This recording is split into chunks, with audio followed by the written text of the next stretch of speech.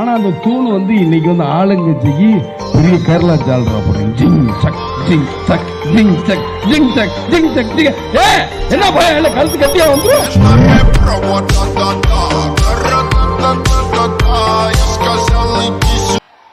என்னன்னா அவன் கல்யாண மண்டபத்தில் 2 தூண் வந்துருச்சாமியா இடையில. அதுக்கு ஒரு கட்சி ஆரம்பிச்சு நான் அடுத்த மூலம் சொல்லிட்டு வாழ்ந்துக்கிட்டேன். என் நேரம் ஃபுல்லா தண்ணியை போட்டுச்சு. மூதவின் தண்ணி போடுது. முதலமைச்சர் ஒரு நான் கேட்கிறேன், முதலமைச்சருங்கிற சீட்டு என்ன மியூசிக்கல் சேராது? அந்த சீட் என்ன சாதாரண சீட்டாது? அவ எவ்வளவு பெரிய 70 ஆண்டு காலத்துடைய உழைப்பாளி. அந்த பண்டிங்க கிட்ட போய் சிங்கத்தை பத்தி கேட்டா என்ன தெரியுமா? ராஜு பாய் அந்தேரிக்கு விஜயகாந்த் சார் முதல்ல அவன் தான் சார் எனக்கு. நான் இல்லாமல் எங்கேயும் வெளியில் போக மாட்டான் சார். அவன் தான் எனக்கு ஃபஸ்ட்டு. அவனுடைய இது வந்து அடுத்தவங்க நல்லது பண்ணுவான் சார். அவன் பெரிய மனசு சார். ஒரு காலகட்டத்தில் என்னென்ன ஷூட்டிங் போயிட்டு வீட்டுக்கு போகிறதுக்கு லேட் ஆகிடுன்னு அவன் ஆஃபீஸில் போய் சாப்பிட்டு போவேன். நானும் சாப்பிட்டு நிறைய வாட்டி சாப்பிட்ருக்கேன். திரையுலகத்தில் பாதி பேர் அங்கே சாப்பிட்டவங்க தான். தர்மம் தலை காக்கும்னு சொன்னாங்கல்ல, அது பொய் சார். அவனை ஏன் இப்படி ஆண்டவன் வச்சிருக்கான்? அப்படிலாம் வந்துடக்கூடாது சார். அவனுக்கு அவன் சம்மர் ஷாட் அடிக்கிறவன் சார். அவன் செவுத்தில் ஏறி அடிக்கிறவன் சார். 1 கிலோமீட்டருக்கு ஏறி எம்பி குச்சி அடிக்கிறவன் சார். நல்லவன் சார், ரொம்ப நல்லவன் சார். விஜயகாந்த் சார் கூட ஒரு பெரிய லாங் டேர்ம் ஒரு அசோசியேஷன், ஒரு இது ஃப்ரெண்ட்ஷிப், அது எல்லாத்தையும் தாண்டி ஒரு பெரிய பாண்ட் உங்களுக்கு கிடைச்சது. நீங்க சொல்லுங்களேன், நீங்க படம் ஆரம்பிச்ச டைம்ல வந்து லைக் வந்து சார் வந்து பெரிய ஸ்டார், அந்த படத்தை ஒரு ஏத்துக்கிட்ட ஒரு பண்ணது. அது போக வந்து இப்போ விஜயகாந்த் சார் பத்தி பேசணும்னா ஸ்பெசிஃபிக்கா இந்த விஷயத்த சொல்லலாம். என்னன்னா, அவர் வந்து ஒரு நடிகர் சங்கத்தில் அவர் தலைவராக இருக்கும்போது அவர் மாதிரி மேனேஜ்மெண்ட், அவரை மாதிரி பிளானிங் பண்ண ஒரு ஆள் வந்து இப்போ வரைக்கும் நம்ம பார்க்க முடியல. அந்த மாதிரி ஒரு ஸ்கில் இருக்க ஒரு மனுஷன்ட்ட நீங்க கத்துக்கிட்ட ஒரு விஷயம் என்ன சொல்லுங்க? அவர்கிட்ட கத்துக்கிறது ஒரே ஒரு விஷயம், ஆனஸ்டி. அவர் மாதிரி ஒரு நல்லவர் நான் சினிமாவில் பார்த்ததும் கிடையாது, இனிமேல் பார்க்க போகிறதும் கிடையாது. இது நான் உறுதியாக எங்கே வேணாலும் சொல்லுவேன். அதே மாதிரி அவர் கட்சியிலேருந்து நான் வெளியே வரும்போது அவர்கிட்ட சொல்லி வந்த ஒரே ஆள் நான் தான். அது காரணம் சொல்லி வந்த ஒரே ஆள் நான் தான். அது காலத்து கட்டாயம், அது விட்டுருங்க. அவர் ரொம்ப நல்லவர். அவரோட உணவு உண்ற தருணங்கள்லாம் எப்படி சார் இருக்கும்? அவரோட சாப்பிட்றதுக்கு வந்து எனக்கு ஒரு 4 வயிறு வேணும். ஏதோ அங்கே போய் உட்காந்து எனக்கு அங்கங்கே உட்கார, இங்கே வாம்பரு அங்கே உட்கார வச்சு எல்லாம் அந்த கறி கூட்டு அது இது எல்லாத்தையும் இவ்வளோ அள்ளி வைக்க சொல்கிறது. சாப்பிடு, நல்லா சாப்பிடு, நல்லா சாப்பிடு. சாப்பிட்டு முடித்து எந்திரிச்சா நமக்கு அப்படியே மயக்கம் வரும். அது எழுந்து கையை கழுவிட்டு வர்றதுக்கு உள்ளே இவ்வளோ பெரிய ஒரு டம்ளரில் பாயசத்தை எடுத்துகிட்டு வந்து கொடுக்க சொல்கிறது. ஆனால் என்னென்ன இது, சாப்பிடு நல்லா ஜீரணமாகும், சாப்பிடு. அதை குடித்து முடித்ததுக்கப்புறமா வந்து அண்ணே முடியலண்ணே, நான் வரமாட்டேன், நான் 2 மணிக்கு தான், நீங்கள் இப்போ தான் சாப்பிட்டு முடிச்சிருக்கேன், 4 மணிக்கு தான் வருவேன் டப்பிங்க்கு அப்படின்னு டைரக்டரை கூப்பிடுங்க. சிரிச்சுக்கிட்டே சொல்ல, பாஸ்கர் நல்லா சாப்பிட்டான், அவன் 4 மணிக்கு வருவான். 4 மணிக்கு வந்துடுவியா? வந்துடுவேண்ணா. சரி, நீ போய் ரெஸ்ட் எடு.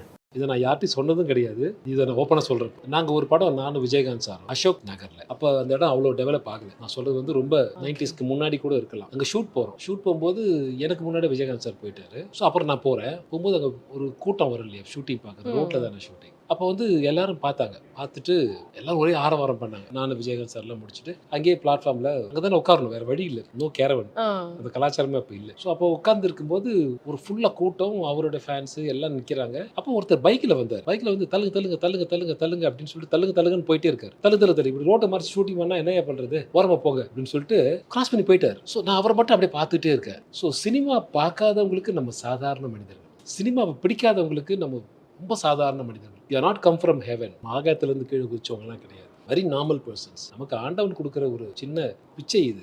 இது வந்து இந்த துறையில் இருக்கிறதால பண்ணுறோம். எனக்கு என் கண்ணை திறந்தவர் சார் ரொம்ப பிடிக்கும். ரொம்ப கலையான ஒரு மனுஷன், ரொம்ப அழகாக இருப்பாப்புல ஸ்க்ரீனில். அவர் வந்து ஸோ ஏதோ ஒரு படத்தில் இன்ட்ரோல் பிளாக்ல சிறையில் பூத்த சின்ன மலர்னு நினைக்கிறேன். இன்ட்ரோல் பிளாக்ல வருவார்னு நினைக்கிறேன். அவர் வந்து அப்படி ஒரு பீஜம்லாம் போட்டு காலுக்கெல்லாம் ஷார்ட் வச்சார், நடந்து வந்து நின்னார்னா அதுவே வந்து பிரமாதமாக இருக்கும். யூ ஃபீல் தட் அது அவருக்குள்ளே இருக்குது. காம்படிஷன் அந்த டைமில் யாருமே நினச்சதான் எனக்கு தெரியல. Because there are days when Vijayakanth sir வந்து ஃபோன் பண்ணி சரத் ஒரு கதை கேட்டால் அது உங்களுக்கு சரியாக இருக்கும் அப்படின்னு. இப்போ சொல்லுவாங்களா எனக்கு தெரியல.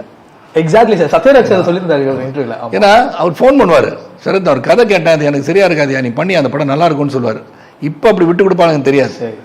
யாராச்சும் ஃபோன் பண்ணி சே மணிரத்னம் ஒரு படம் பண்ணுறாரு, அந்த கதை கேட்டேன் உங்களுக்கு நல்லா இருக்கும், நான் மணிரத்னம் சொல்கிறேன், நீங்கள் அந்த படம் பண்ணுங்கன்னு சொல்லுவாங்கன்னு தெரியாது.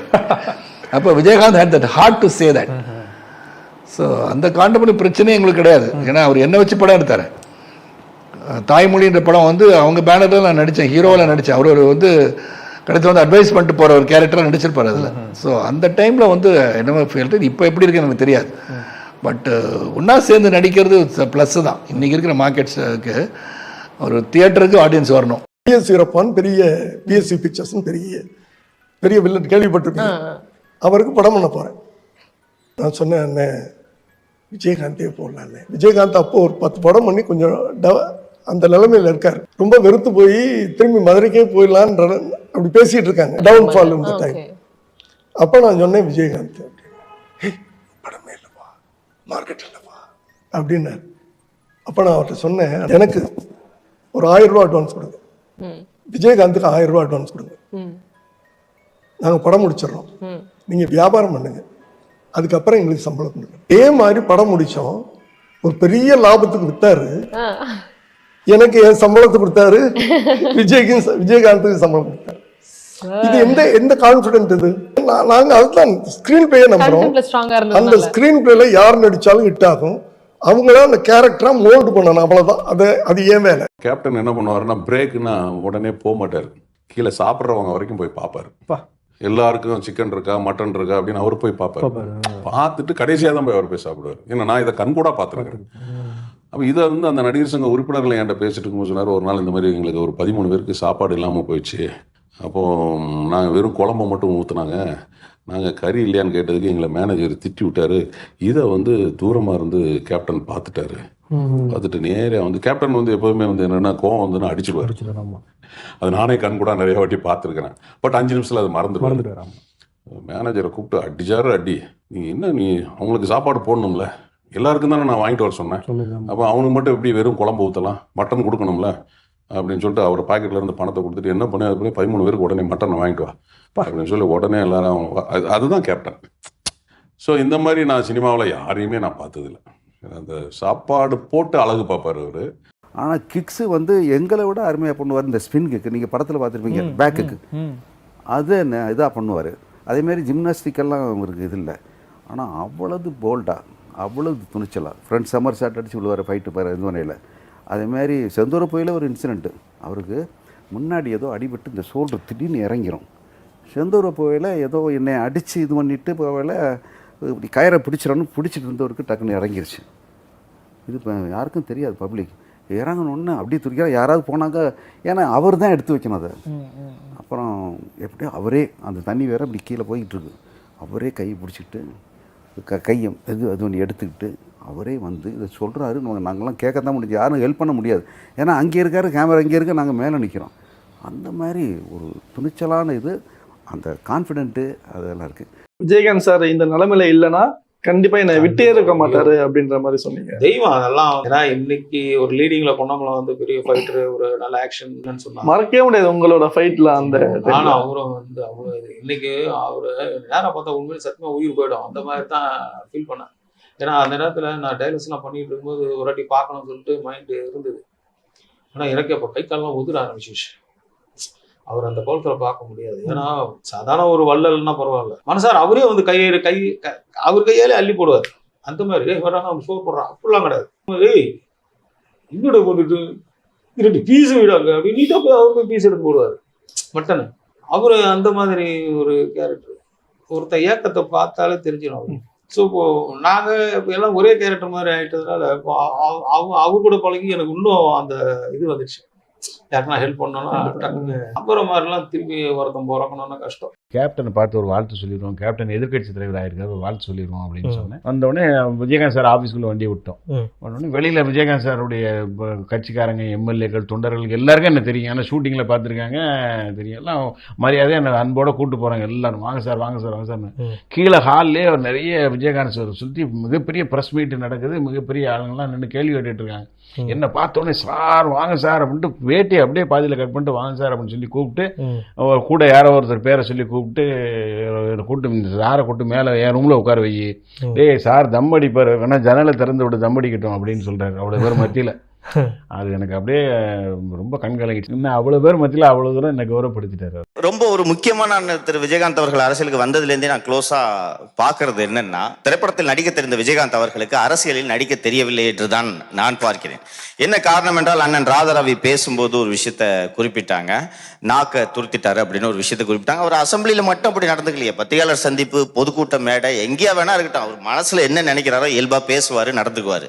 கேமரா இருக்கு, ஷூட் பண்றாங்க அப்படின்ட்டு மேடையில் ஒரு மாதிரி பேசிட்டு தனியா போய் வேறு மாதிரி பேசக்கூடிய நபராக திரு கேப்டன் விஜயகாந்த் அவர்களை நான் பார்க்கவில்லை. மனசுல என்ன படுது, ஒருத்தன் ஏதாவது தப்பு பண்ணா மேடையிலே திட்டுறது, கேமரா பாக்குறாங்க, எடுப்பாங்க, மீம் போடுவாங்க, இதெல்லாம் he doesn't bother. அந்த இனிபிஷன் இல்லாம இயல்பா இருந்தாரு. அதை மக்கள் ஏற்றுக்கொண்டார்கள் என்பதை நாம் மறந்து விடக்கூடாது. அவர் பேசுறாரு, நாக்க துருத்துறாரு, இதெல்லாம் தாண்டி அப்படிலாம் திட்டுனுங்க. இன்னும் சொல்ல போனோம்னா, நானும் பத்திரிகையாளர் தான். ஆனா பத்திரிகையாளரை கேப்டன் அவர்கள் திட்டிய போது பொதுமக்கள் விஜயகாந்துக்கு தான் ஆதரவு தந்தார்கள்.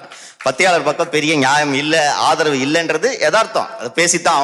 ஏழைகள் வாழ நீ செய்த யாகம் என்னென்னவென்று எங்கே சொல்வே.